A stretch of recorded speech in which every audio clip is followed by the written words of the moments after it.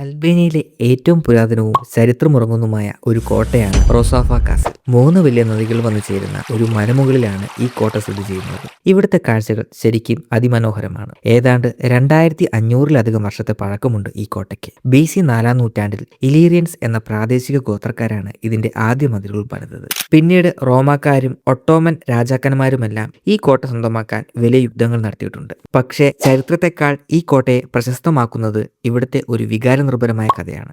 അതുകൊണ്ടാണ് റൊസാഫ കോട്ട എന്ന് പേര് വന്നത്. പണ്ട് 3 സഹോദരന്മാർ ചേർന്ന് ഒരു കോട്ട പണിയാൻ തുടങ്ങി. പക്ഷേ അവർ പകൽ പണിയുന്ന മതിലുകളെല്ലാം രാത്രിയാകുമ്പോൾ തകർന്നു വീഴുമായിരുന്നു. ഇത് ഒഴിവാക്കാൻ ഒരു സ്ത്രീയെ ഈ മതിലിനുള്ളിൽ ജീവനോടെ അടക്കം ചെയ്യണമെന്ന് ഒരു സിദ്ധൻ അവരോട് പറഞ്ഞു. അങ്ങനെ ആ സഹോദരന്മാരിൽ ഏറ്റവും ഇളയവന്റെ ഭാര്യയായ റൊസാഫ തന്റെ നാടിനു വേണ്ടി ആ വലിയ ത്യാഗത്തിന് സമ്മതിച്ചു.